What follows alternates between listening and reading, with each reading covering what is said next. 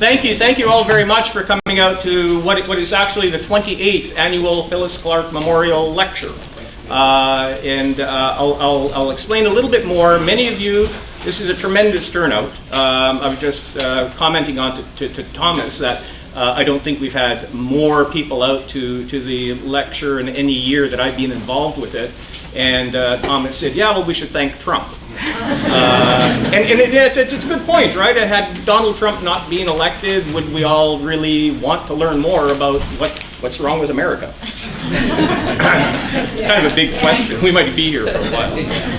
So very, very briefly, who was Phyllis Clarke? She was a member of our department who passed away March 21, 1988. And so beginning in 1989, every year, our department would hold the annual lecture in her memory.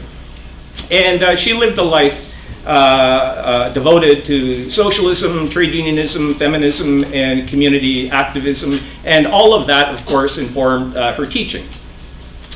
She was a political activist all her life, going back to the 1940s. And she ran a number of times for Parliament and at the local level here in Toronto. She chose as her political vehicle the Communist Party of Canada. And she ran against some prominent people as a Communist Party candidate. You may conclude she didn't win any of them, but she did. She ran against prominent people. She ran against, in 1953, John Diefenbaker, who 4 years later would become the Prime Minister of Canada. Maybe it's unfortunate she didn't win that one.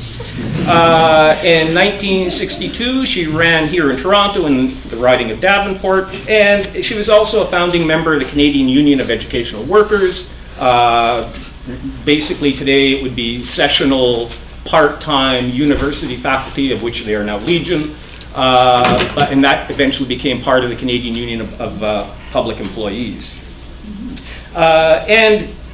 She also served on the board of directors of an institution, an anti-poverty institution, still alive and kicking today, the Parkdale Community Legal Clinic, which endures and continues to do good work on poverty law, tenants' rights, etc. And she was part of that. So with that, you get the idea. Every year, we try to invite people, broadly defined, who are engaged politically on issues which Phyllis would appreciate. So with that, I'm going to turn it over to my friend and colleague Ron Vogel, who will properly introduce Thomas. And briefly. And briefly.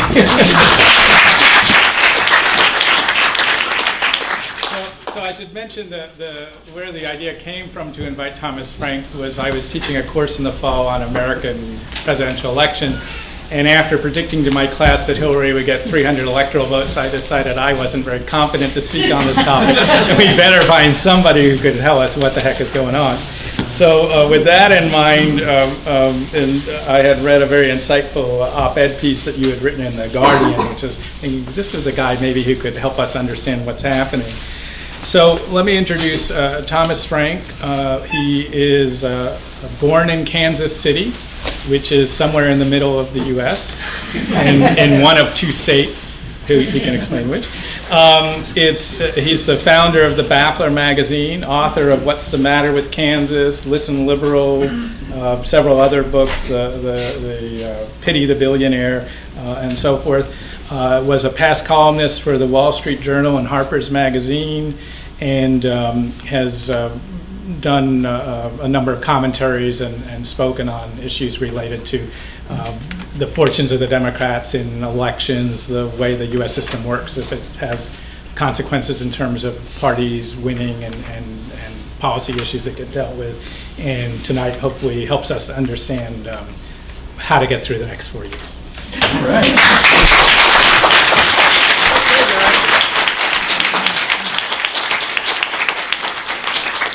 So I'm going to do this without a microphone and with a slight dizziness because I'm doing this like no carb diet and I'm like dizzy all the time. So if I faint, that's the deal. So by the way, I had no idea that I was giving a lecture named for Communist Party members. That's a big surprise to me. So I put it up on Facebook a couple days ago, and I've been getting all of this. So all of these people have been like taunting me as a communist, and I'm like, huh? What are you talking talking about. And now I get it. And, you know, in the old days, this would all be fun and games, but now in America, everything is different, and maybe I'm going to really pay for this. So let's talk Trump. So the Trump rebellion or movement or whatever you want to call it, depending on how you count it, okay, this is either the fifth or sixth successful conservative uprising to happen in my lifetime. If you go all the way back to the first one in 1968, the one that got Richard Nixon elected, by the way, which is what Trump himself always looks back to and tries to echo Nixon's language. He's a big fan of Richard Nixon. But you just list these things off. It's quite amazing. After Nixon, you have the backlash of the 70s that culminated in Reagan's election. You had the backlash of the 90s that gave us the Gingrich Congress. They called it the Republican Revolution. You had the George W. Bush backlash moment, and then once he was off the stage, you had the immediately followed by the Tea Party backlash, right? And each one of these movements, all a puff with populist bluster, each one standing slightly rightward of its predecessor, and each one helping to compose another chapter in the historical period that I call the Great Backlash, and that others, there's all sorts of names for it that historians have tried to label this period. The Age of Reagan, they call it.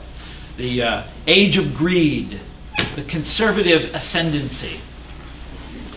Anyhow, it's whatever you want to call it, this is the story of our time.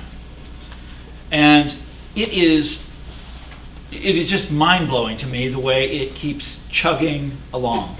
Right? It just never stops. And many of the historians I just referred to several times have said, okay, now it's over when Barack Obama got elected. Now it's over when Bill Clinton got elected. That's the end of conservatism, and it just keeps on coming. What I want to start this talk about with tonight is what things looked like in 2008 and 2009. After the financial crisis and the Great Recession had happened, really the most important events in our young century, I think. And after these things had basically, it appeared to people like me that they had discredited the conservative philosophy for good, the free market philosophy, right? And in the US, you had all of these disasters of the George W. Bush presidency. Remember the Iraq War, Hurricane Katrina. There are all of these lobbying scandals in Washington, and then finally, on top of all that, the economic collapse. And after all of these things had happened, you know, good Washington liberals like me, you know, the nice people of Beltway consensus land, we all agreed on what direction history was going in. We had seen this movie before, and we knew how it was supposed to go. The plates were shifting. Conservatism's decades-long reign was finally at an end. An era of liberal activism was at hand. And all of this stuff was supposed to be the unambiguous mandate of history itself. It was as unmistakable as the gigantic crowds that used to gather to hear Barack Obama speak when he was traveling the campaign trail. Now, for the Republican Party, your Washington, D.C. pundits thought they knew what had to happen. The Republican Party had to moderate itself or else face a long period of irrelevance. Everybody agreed on this. And as the Republican Party failed to take the prescribed steps, the wise men of Washington basically ushered it off the stage. Back in 2009, one of the favorite sort of commentator images that you would see in newspaper columns and on TV shows was the image of Republican self-destruction. When former Vice President Dick Cheney announced that he preferred the hard line to the way of moderation, a New York Times columnist laughed that Cheney was on a political suicide mission. And if his own party is collateral damage, so be it. A respected political forecaster declared, this is also in 2009, that the chance of Republicans winning control of either chamber of Congress in the 2010 midterm elections is zero. Not close to zero, not small or slight, zero. That's the quote. It's the most amazing prediction. And he's, by the way, he's one of the better predictors in Washington. Smart guy, the guy who said that. Anyhow, what the right-thinking world expected from leaders of the Republican Party back in 2009 was penitence, right? They assumed that conservatives would be humbled by the disasters that had befallen their champion, George W. Bush, that Republicans would confess their error and make haste for the political center. This is always the thinking in Washington, D.C., right? So polite, white-collar America expected contrition from these guys. And you all know what happened, right? You know what happened next. We got the exact opposite, and I mean delivered on the point of a bayonet. Instead of complying with the new speed limit, the strategists of the right stepped on the gas. Instead of seeking accommodation, they went on a quest for ideological purity. Instead of elevating their remaining centrists to positions of power, the Republican Party purged those people. And then, after having done all that, in 2010, this radicalized Republican Party scored the greatest victory in congressional elections in many, many, many decades.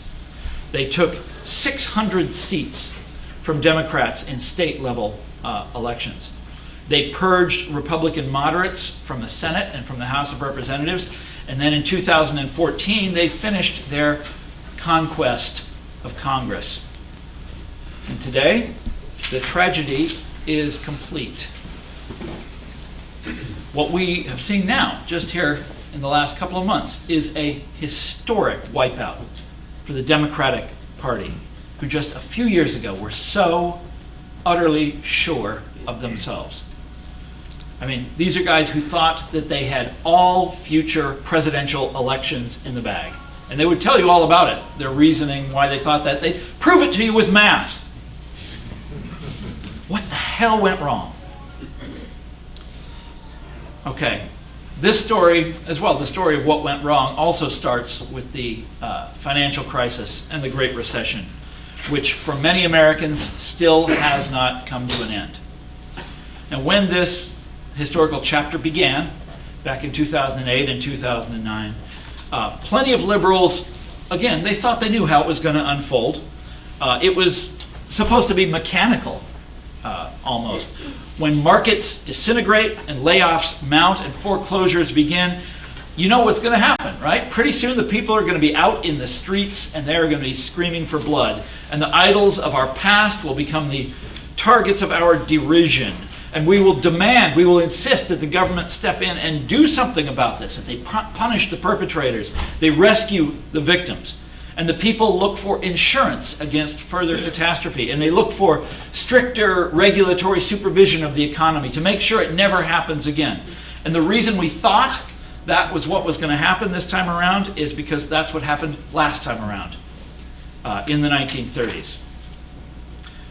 This time, though, it was Tea Party conservatives who took hold of that narrative and took charge of the situation. And they did it, and this is fascinating, and I couldn't believe it. Well, of course I could believe it, because I'm the most cynical person you ever met. But when I saw it with my own eyes, I went to a bunch of these Tea Party rallies when they were first getting started and saw this unfolding, that these people had themselves learned the lessons of the Great Depression in a way that our leading Democrats have simply forgotten. Okay? This is the Tea Party Republicans. And what they figured out is that during a time of economic collapse, no one loves a defender of orthodoxy or a self-appointed spokesman for society's rightful rulers. And so when the collapse came in 08 and 09, the conservative movement immediately positioned itself as a protest movement for hard times, a social uprising with all of the familiar outward signifiers, right? People with placards, people protesting banks and big corporations, people yelling through megaphones, people organizing boycotts. We had marches on Washington. We had big talk about strikes of the producer class, you know, the whole Ayn Rand fantasy. Glenn Beck, the TV host, mimicked Martin Luther King's March on Washington. Rush Limbaugh used to talk up a book that he had read that railed against what was called the ruling class. This is Rush Limbaugh. He's against the ruling class. Paul Ryan, who is today the Speaker of the House of Representatives. Back then he was just a member of Congress, but he wrote an article that caught my attention. The title of it was "Down with Big Business." Okay? These guys knew what they were doing. Down with big business. And his argument was that the struggle for a purified free market system was in fact the real way to rebel against big money as well as big government. Okay? And now, folks, we have Donald Trump.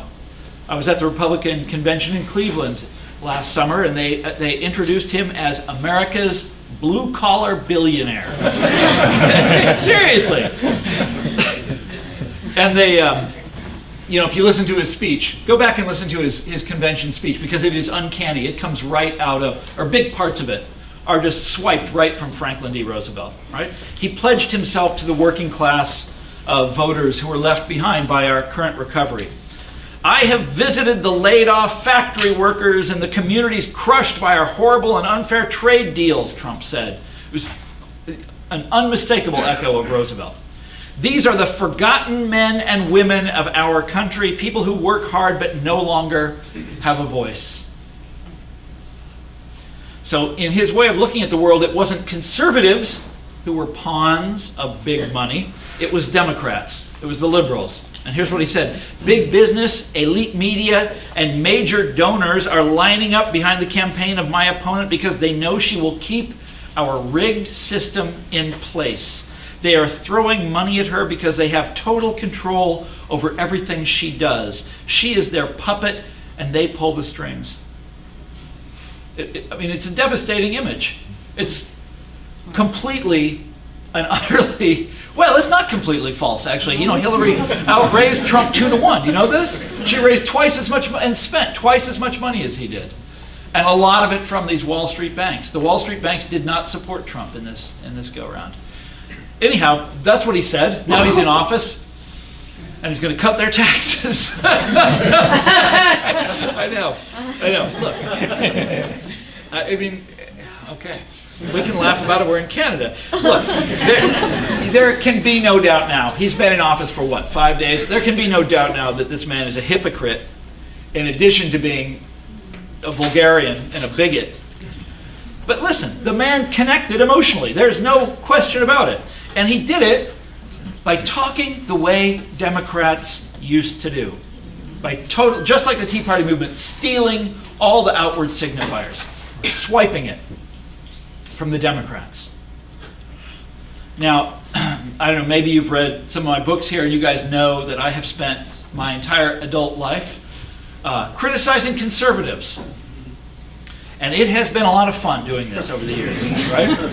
It is a blast poking holes in the things that these guys say. They blow off the facts when they feel like it, or they make up alternative ones. They swipe their symbolism from the other side. They illustrate arguments on economics with fairy tales, and they really do that. These people will say anything. You listen to Rush Limbaugh and Glenn Beck and these radio shows of theirs, and the reasoning that you hear sounds like something from a brainwashing session at Lubyanka prison, It is preposterous. It is contemptible. But do you know what it is better than? Folks, it is better than nothing. Okay? One more time, I want to go over the details of the financial crisis and the recession. These are the moments that still poison our lives in the United States and the entire world. And I want to remind you specifically that the culprits of these cataclysms, by which I mean the bankers that wrecked the economy of the entire world, these people were not punished for what they did. They were rewarded. Okay? And when I say this, I don't mean they got away with a slap on the wrist. I mean they were laden down with billions and our blessings. And today they are rich in a way that you and I will never be able to understand.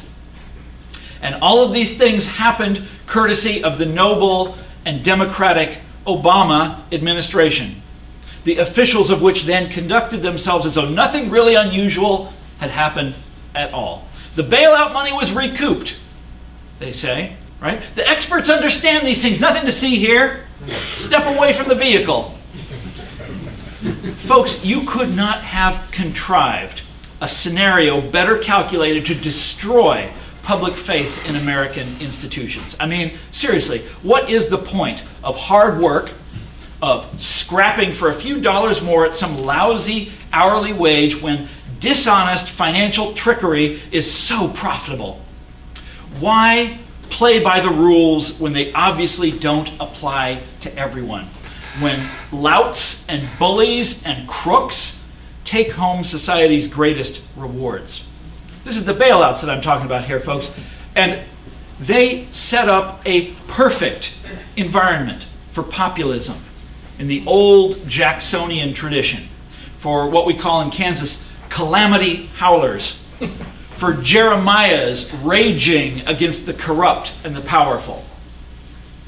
And one of our two political factions, as I have shown, took to this task. They saw that that was the task of the moment. That's obvious. And they took to the job immediately and with relish, and they tossed their old leaders overboard, all the George W. Bush people gone. They declared war on what they called the ruling class and the rigged system, and they got out there in the park with their megaphones and gave voice to the people's outrage. But the other faction in our system, the actual political descendants of Andrew Jackson and William Jennings Bryan and Franklin Roosevelt and Harry Truman, these people failed to rise to the occasion. They couldn't figure it out. They did not seem to understand that the circumstances called for something different.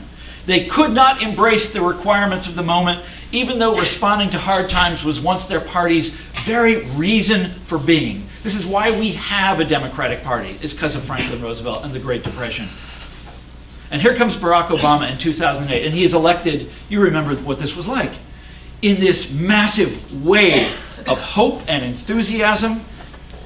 And I was part of that wave. And they were out there by the millions to see this guy speak. People loved this man.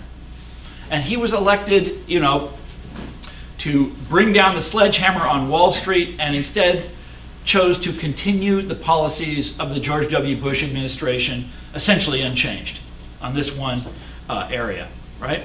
Obama and the Democrats refused to change course when every sign was telling them to turn, when it would have been good policy to turn, when it would have been overwhelmingly popular to turn, when the country fully expected them to turn. And when I say the country, I don't just mean the people that voted for Barack Obama, the Wall Street bankers themselves. You go back and look at those news photos of them going to their famous meeting with Obama. It was just about this far into his new administration, 4 or 5 days, and he called them all down to Washington. And they go into the meeting, they're ashen-faced. They know they're going to get a spanking. They're going to get taken to the woodshed. And when they come out, there's big smiles. Hey, nothing changed. Everything's the same.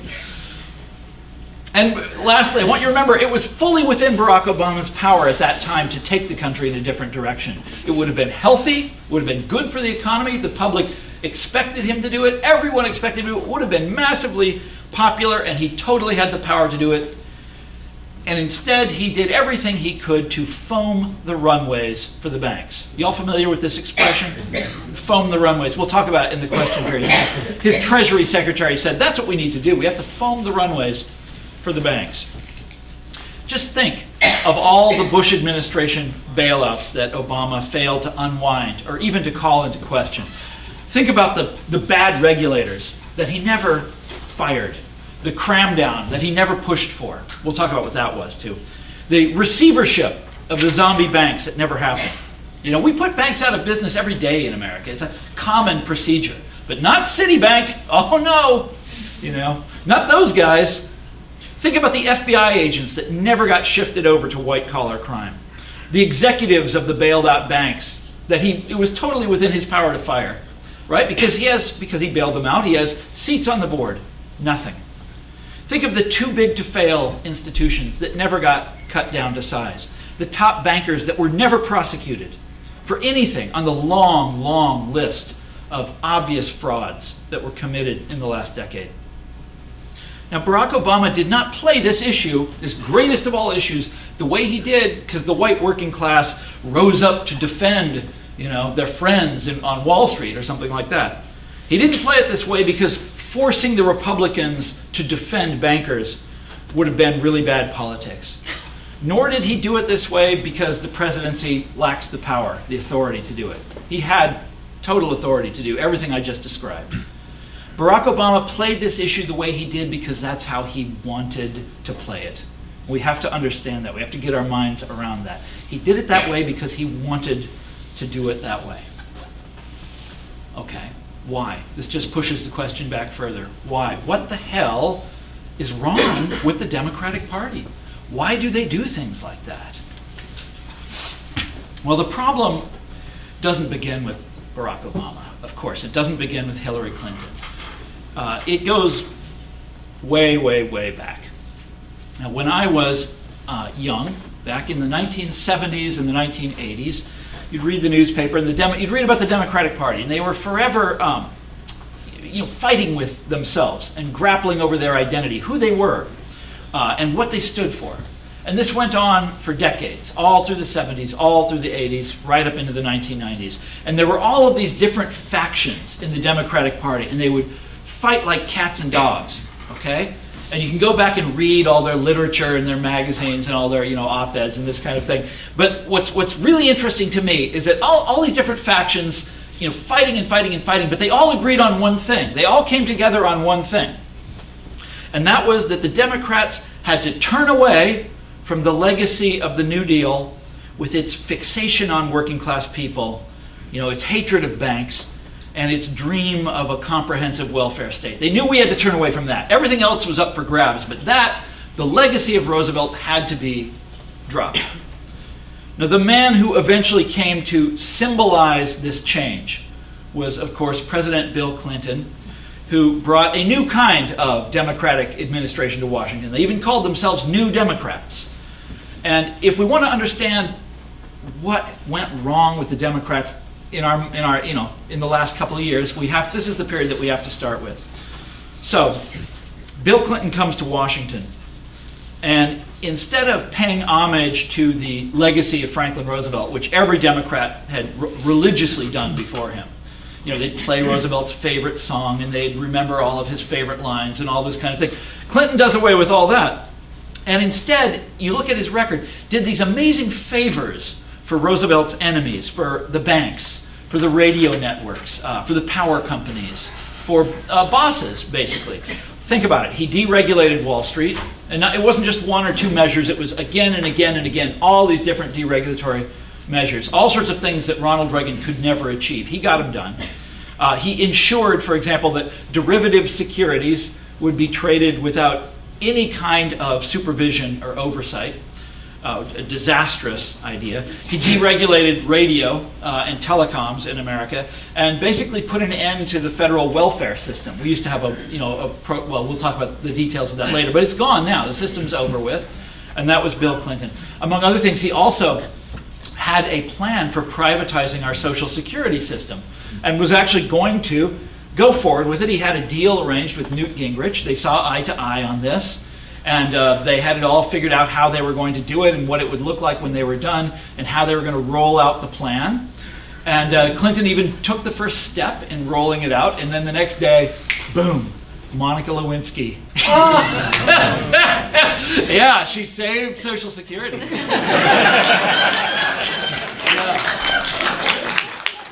I always wonder, who's going to save it from Trump now, Anyhow.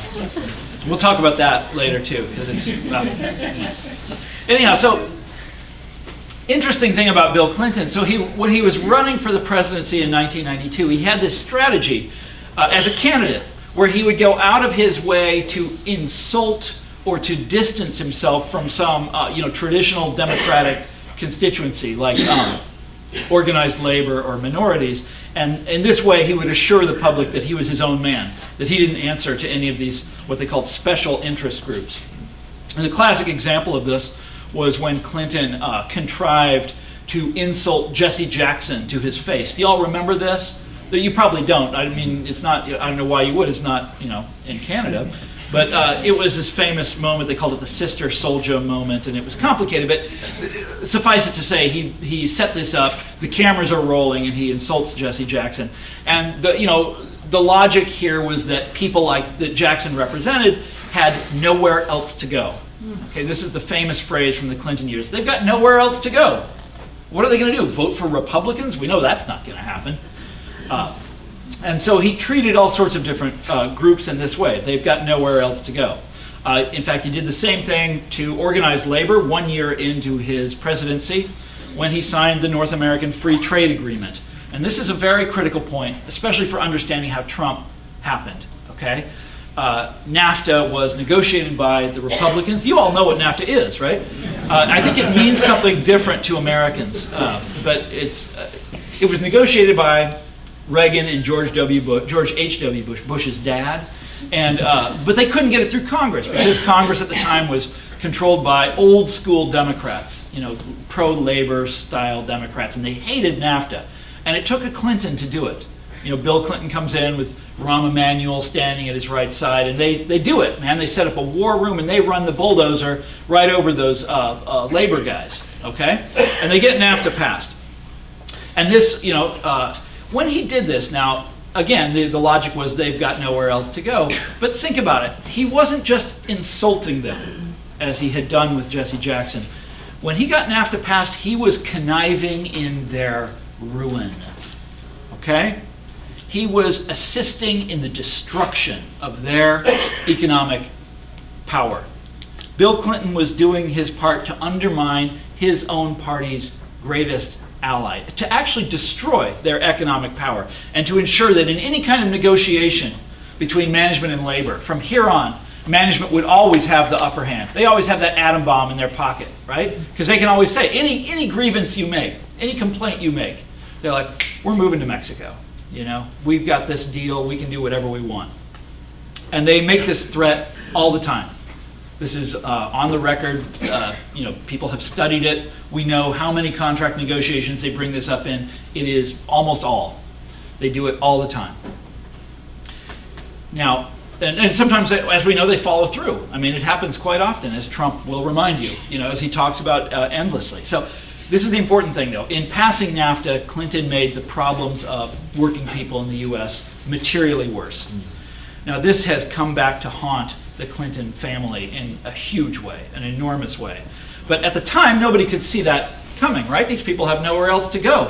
This was the Clinton's advisors and fans and admirers said that this was his finest hour as a president. This was this brave act. It's almost Churchillian act in getting this passed, defying organized labor, doing what the economists told him to do, That's your symbolism right there. The economists, they all have PhDs. Organized labor, they didn't even go to college, right? There's a book that came out in 1996, a book about Bill Clinton, a campaign book. And the author is this big admirer, a big fan of Bill Clinton. And he says, yes, Clinton has a few failings, but these failings were in the end balanced and even outweighed by his part in finally sinking the untenable old consensus of the New Deal and the crafting of a new one. Okay? Now, this was a book encouraging you to vote for Bill Clinton, to like and admire Bill Clinton, and that's why you're supposed to admire him, because he killed the New Deal. That's the Democratic Party. Okay, so in that passage, the author talked about the crafting of a new consensus. What does he mean by that? So these guys call themselves New Democrats. What do they stand for? Well, the same democratic thinkers that I referred to earlier, who were always advising the party to abandon workers and abandon the New Deal, had the answer. What Democrats had to embrace, they said, was the emerging post-industrial economy, and the people that the Democratic Party needed to identify with specifically were the winners in this new economic order. The highly educated professionals who populate our innovative knowledge industries. What I mean by professionals is people with advanced degrees, white-collar people, The classic professions are like lawyers, doctors, preachers, that sort of thing. But these days, the population of professionals has exploded. It's an enormous category. It includes like math PhDs that write derivative securities, biochemists that make prescription drugs. It's a huge part of the American economy. Now, back in the 1950s, professionals as a group tended to be very solid Republicans. One of the most Republican groups in America that there was. Today, they're one of the most democratic groups that there is. They've completely changed from one party to the other. And that's who our Democrats are in America these days. They are the party of a class. It's just not the working class. They're the party of the highly educated professional class. And they have a lot of other constituencies, of course, we all know about that, right? Minorities, women, and the young. But professionals are always the ones who come first in this coalition. They're the ones whose technocratic way of looking at the world always tends to prevail. So it's their tastes and their manners that are celebrated by liberal newspapers, and it's their particular way of regarding the world that's always taken for granted as being objectively and obviously correct. So what I'm saying is that professionals dominate American liberalism today and the Democratic Party in the same way that, say, Ivy Leaguers dominated the Obama cabinet. You go back and look at who he appointed to advise him, and it's like, I think half of them were Harvard graduates. The Democrats over the years have come up with all of these flattering phrases for referring to their favorite group, their favorite demographic. They have all these terms of endearment, right? They call these people wired workers who will inherit the future. They're supposed to be you've heard this one before, a creative class that naturally rebels against fakeness and conformity. They're a learning class that truly gets the power of education. I have to say, I admire that one, okay? There's some people are members of the working class, and then other people are members of the learning class, right? That's sociology for you. Sorry. That's a mean joke. Sociologists would never say something like that, right? They call them an innovation class that just can't stop coming up with awesome new things. And Democratic leaders themselves are always drawn, or the very top leaders of the Democratic Party are always drawn from the ranks of this group. You think about Bill Clinton and Barack Obama and Hillary Clinton, and they all have this very similar life story where they are plucked from obscurity by some prestigious university or something like that. Like Bill Clinton is this kid in Hot Springs, Arkansas. He goes to Georgetown University. He becomes a Rhodes Scholar. He goes to Yale Law School. And the doors of the world open up for him. This is a sort of classic professional class trajectory. You make your way up in the world through education and with graduate degrees and doing well on the SAT, right? Doing well on your tests, getting a gold star from your teacher when you're in 6th grade. What I'm saying is that, and you all are familiar with this, the time that they spend at really fancy schools is what defines them as individuals. And you think about, say, Barack Obama's cabinet choices, who I mentioned before. The Washington Post used to periodically run these stories, marveling at their educational attainment. It was so unbelievable. They all had graduate degrees. He had a Nobel laureate in there. He was a Nobel laureate himself. All of these Ivy Leaguers, all of these Rhodes Scholars. Okay, so what is the philosophy of professionalism? I'm getting ahead of myself. What is the philosophy of the Democratic Party when they talk about these people? Here's how it goes. Professionals are this kind of magical class that are the heroes of history, right? They are the winners in this kind of upside down Marxist vision, right? This dialectic of creativity and innovation. This is the winning class. They're also the number one constituency of the Democratic Party, and the Democratic leaders themselves are always drawn from this very same group, okay? So you see what I'm getting at here. It's a shift of allegiance from the traditional working class and middle class to professionals that explains so much that is frustrating about our modern day Democratic Party. Think about the problem that we started with, Obama and the banks. Why was it that the Obama team failed to do what obviously needed to be done with the Wall Street banks? Why did they declare that Wall Street executives were going to be held to a different legal standard than ordinary criminals?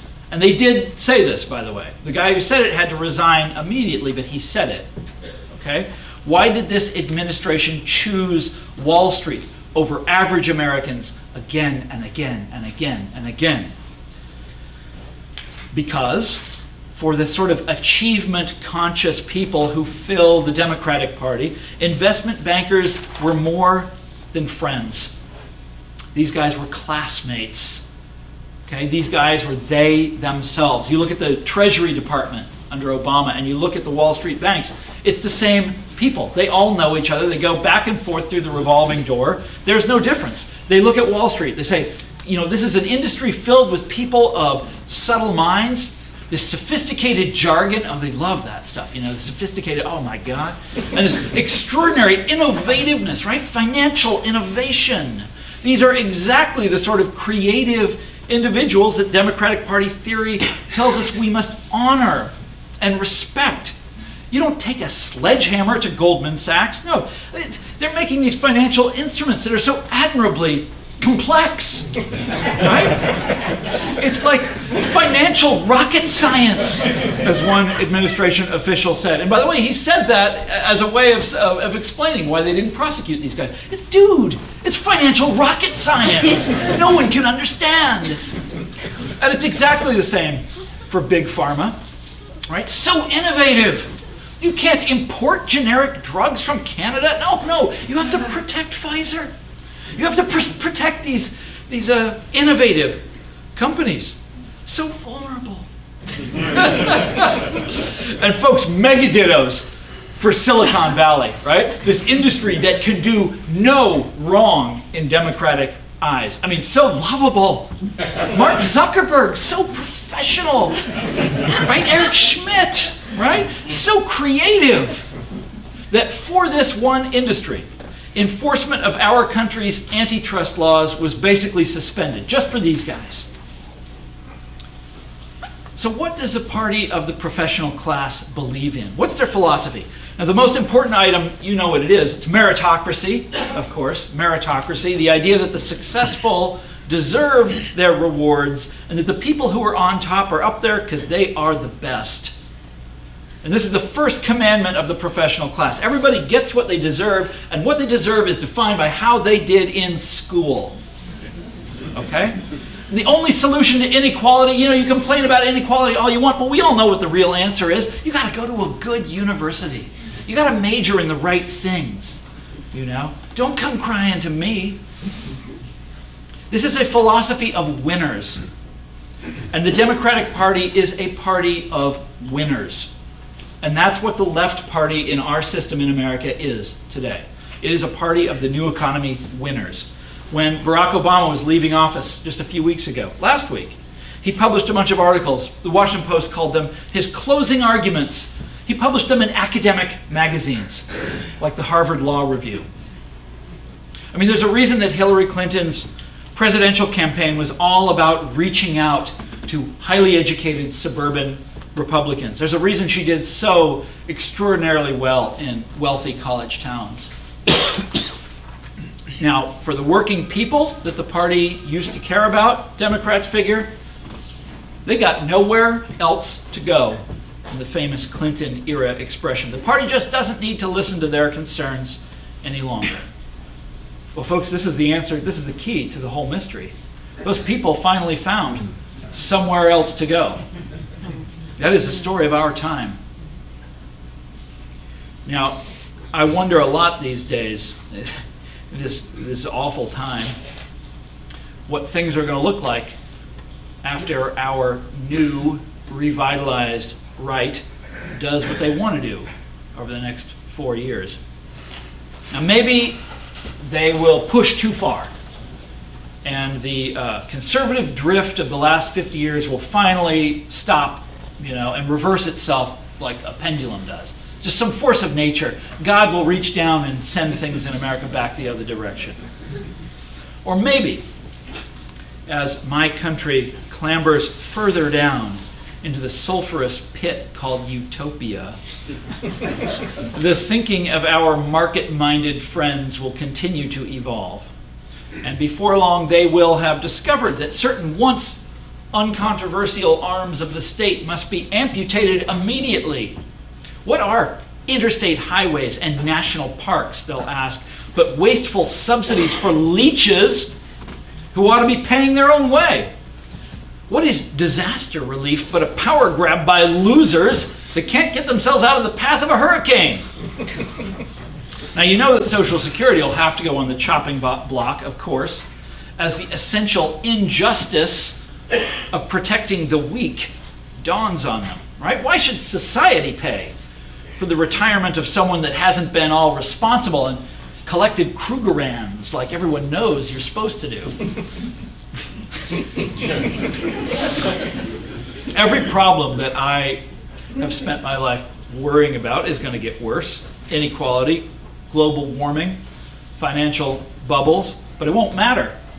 On America will go, chasing the only ideology that the country has left, down into that seething Arcadia of all against all. Thank you very much.